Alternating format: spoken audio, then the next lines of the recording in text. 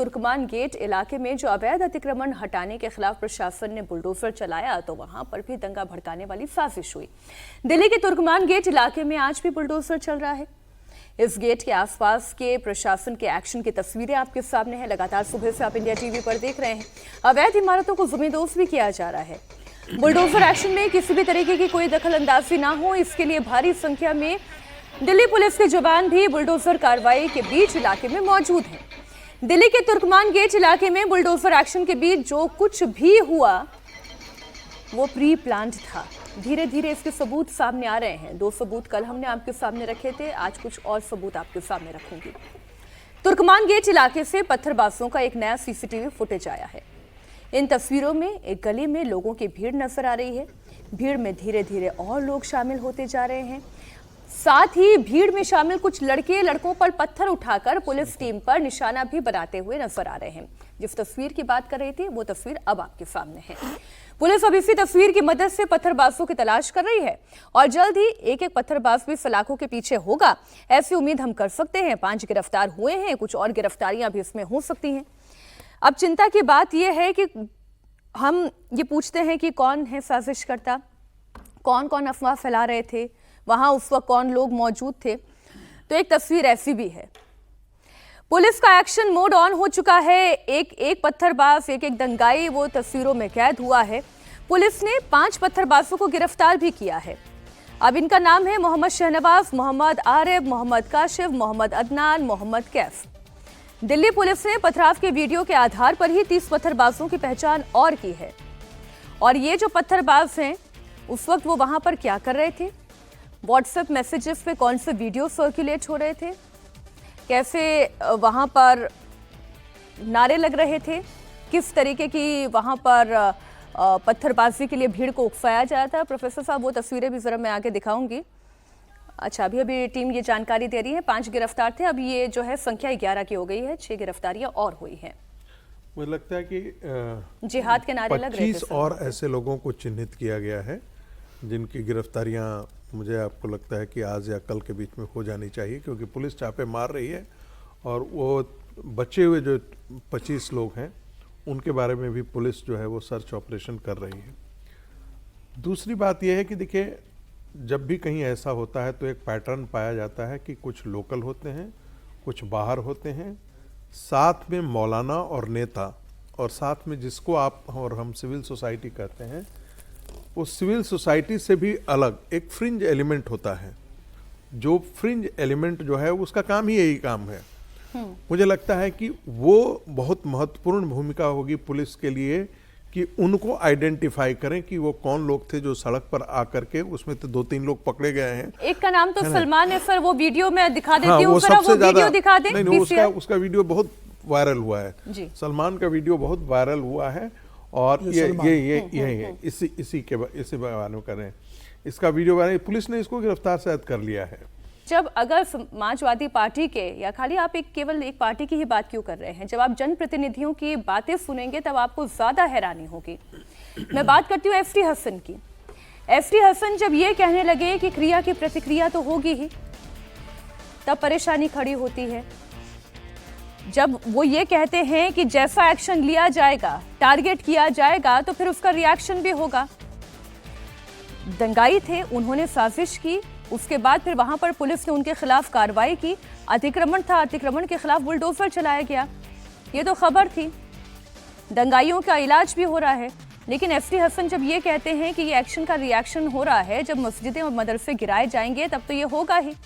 ना मस्जिद गिरी, ना मदरसा गिरा, तो जनता क्यों आ गई थी सड़क पर, हालात हाथ से बाहर क्यों हो गए थे, और अब ये मौके पर चौका लगाने की कोशिश एफटी हसन क्यों कर रहे हैं, ये सवाल तो पूछा जाएगा ही। एफटी हसन का जरा बयान आप सुना दें, और मोइबुल्लाह नदवी क्या कह रहे हैं वो भी फिर हम दर्शकों को बताएंगे। अगर इस तरह की कार्रवाई होगी तो एक्शन का रिएक्शन तो हो गई। कब तक लोग बर्दाश्त करें? कब तक इस तरह से गिराई जाएंगी मस्जिदें और मदरसे और बाकी चीजें? क्या कल को जामा मस्जिद दिल्ली का भी कोई प्रमाण तो है नहीं, कोई उनकी प्रॉपर्टी का कोई लिखित आधार तो है नहीं, वो भी अवैध होगी। उसका कोई नक्शा पास नहीं है, वो भी अवैध होगी। कल को ये जामा मस्जिद दिल्ली शाही मस्जिद को भी गिराने पहुंच जाए तो क्या इनसे क्या भरोसा है। मुस्लिम दुश्मनी में इन्होंने सारी हदें पार कर दी। देखिए, अगर जनता सड़कों पर उतर आई तो हालात बहुत काबू से बाहर हो जाएंगे। हालात काबू से बाहर हो नहीं जाएंगे, हालात काबू से बाहर हो रहे हैं। हर्षवर्धन जी, ये जो भी साजिश थी वो सुनियोजित साजिश थी। अब आप उसमें एक्शन का रिएक्शन अगर बोलते हैं तो इसका क्या मतलब निकाला जाए? नहीं, कौन सा एक्शन हुआ जिसके रिएक्शन की बात ये लोग कर रहे हैं? क्या अतिक्रमण गिराने के लिए सरकारी एजेंसियों का कहीं जाना ये कोई ऐसा एक्शन है जिसका रिएक्शन होगा? तब तो फिर वही उसी तरफ जा रहे हैं ना कि बुरहान वानी जैसा आतंकवादी वो मारा जाता है और पूरा कश्मीर जला दिया जाता है। महीने भर तक दंगे होते रहते हैं और ये उमर खालिद कहता है कि मैं बुरहान वानी से प्रेरणा लेता हूं। तो इस एक्शन के रिएक्शन की बात कर रहे हैं। एसटी हसन या दूसरे जो लोग बोल रहे हैं, क्या वो ये चाहते हैं कि इस देश का मुसलमान इस देश की मुख्य धारा से पूरी तरह से कट जाए? जैसे उनको बस्तियों में, जैसे उनको शरिया के कानून में, जैसे महिलाओं को हिजाब के भीतर, जैसे पुरुषों को ढेर सारी ऐसी चीजों बांध कर रखा है, क्या ऐसे ही देश में बांध कर रखना चाहते हैं? क्या मुख्य धारा से पूरी तरह से वो काट देना चाहते हैं? क्या मुसलमानों को सिर्फ और सिर्फ हाथ में पत्थर या फिर वो कहीं जाकर फट जाए इस तरह से देखना चाहते हैं? किस एक्शन की रिएक्शन की बात कर रहे हैं? और भारत में जहां आपके पास संविधान है, कानून है, अदालत है, जहां हर चीज के लिए रेमेडी है, वहां आप इस तरह की बात करते हैं तो लगता है कि देश को आप आग में झोंकना चाहते हैं। खतरनाक डिजाइन है और उस डिजाइन को निश्चित तौर पर कानूनी दायरे में ध्वस्त करना बेहद जरूरी है। इसमें मोहिबुल्लाह नदवी की भी बात होनी चाहिए। उनसे भी जब पूछताछ हुई तो उन्होंने ये कहा कि भाई वहां पर हमें बुलाया गया था तो इसलिए हम पहुंचे थे, लेकिन ये पत्थरबाज कहां से आए, इसमें किसका क्या रोल है, इस बारे में हमें नहीं पता। उन्होंने सीधा सीधा अपना पल्ला झाड़ लिया। उन्होंने कहा कि भाई वो वहां पर पहुंचे थे क्योंकि उन्हें बुलाया गया था और फिर जो तस्वीरें हैं वो तो दुनिया ने देखी ही। अब ना मस्जिद टूटी, ना कोई परेशानी हुई, उसके बावजूद एक्शन का रिएक्शन अगर बोला जाए, जामा मस्जिद तक की बात को घसीट के लाया जाए। भाई अतिक्रमण होगा तो टूटेगा, और अतिक्रमण होगा अगर मस्जिद भी अतिक्रमण से बनी है, अगर मंदिर भी अतिक्रमण से बना है, अगर कोई लाइब्रेरी भी अतिक्रमण से बनी है तो अतिक्रमण ही है ना, वो क्यों नहीं ध्वस्त होना चाहिए? अतिक्रमण को लेकर दिल्ली हाईकोर्ट बड़ी सख्त है। दिल्ली हाईकोर्ट ने एमसीडी को 2 महीने के अंदर अतिक्रमण का सर्वे करने का आदेश दिया है। साथ ही अतिक्रमण को हटाने का भी निर्देश दिया गया है।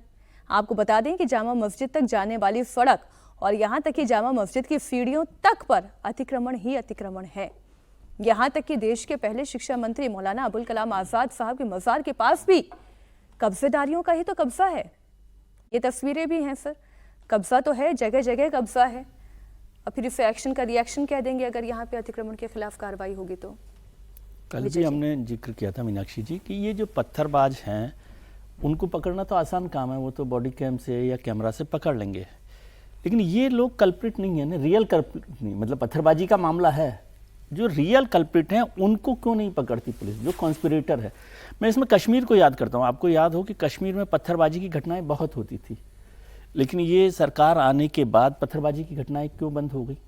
क्या वो लड़के चले गए? नहीं, जो पत्थरबाजी के लिए उनको उकसा रहे थे उन लोगों पर सरकार ने धरपकड़ की, उनको पकड़ लिया। जहां से फंड जनरेट हो रहा था, जहां से फंड जनरेट हो रहा है, जो उकसा रहे हैं, जो सारी बातें कर रहे हैं, जो प्लान कर रहे हैं, और वो लोग तो कैमरा पर नहीं आते ना। मैं बार बार ये कह रहा हूं कि कैमरा, इनको पकड़ने में कुछ नहीं है, इनको पकड़ लो, पिटाई कर दो, जो भी होगा, इनके गैर जमानती अपराध है, जो भी हो जाएगा।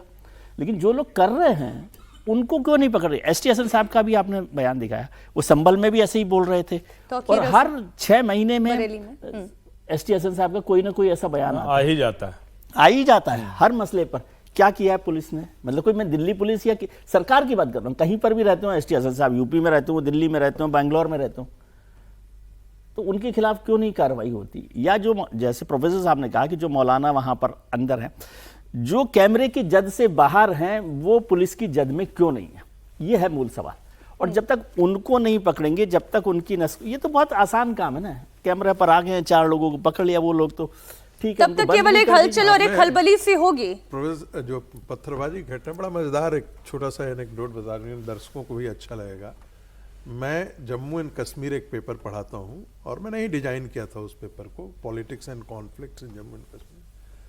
एक लड़का कश्मीर का था जो पत्थरबाजी में शामिल था, और वो हट करके मुख्य धारा में आ गया था। एक दिन क्लास के पीछे पीछे जो नॉर्मली होता है क्लास खत्म करते हैं जी। तो विद्यार्थी उसमें से कुछ आपके पीछे पीछे आपके चैम्बर तक आ जाते हैं। तो हमने कहा कि तुम कश्मीर से हो ना? बोला हाँ सर। सर मैं पत्थरबाजियों में भी शामिल था। बड़ा खुल करके बोला। फिर मैंने पूछा कि अच्छा एक बात बुझाओ, पत्थरबाजी करते कैसे थे, क्या होता था जो पत्थरबाजी? ने कहा कि सर एक हमारे मोबाइल पर फ्लैश होता था कि एक मुस्लिम लड़की को इंडियन आर्मी ने रेप कर दिया है। तो हम पूछे कि अरे तुम लोग इसका कंफर्मेशन वगैरह नहीं करते थे? बोला सर कंफर्मेशन के लिए वक्त कहाँ है, एक फ्लैश हुआ, न्यूज फ्लैश होता, पाकिस्तान से होता है, कहाँ से होता है, वो हमारे यहाँ समूचे जगह पर फैल जाता है और यंग लोग अपनी अपनी घरों से इसलिए निकल जाते हैं क्योंकि उनको लगता है कि मुसलमानों के साथ मुसलमानों को ये किया जा रहा है। यहाँ पर भी यही हुआ, यहाँ पर भी वही हुआ। इसीलिए मैं कह रहा हूँ कि उन लोगों को क्यों नहीं पकड़ रहे जो कैमरे की जज से बाहर हैं और वो पुलिस की भी जज से बाहर है। और इसमें यदि धर पकड़ होगी तो इसमें मौलाना ही पकड़े जाएंगे। अब सर कौन पकड़ा जाता है ये तो आगे दिल्ली पुलिस बताएगी, दिखाएगी और कॉन्फ्रेंस भी करेगी।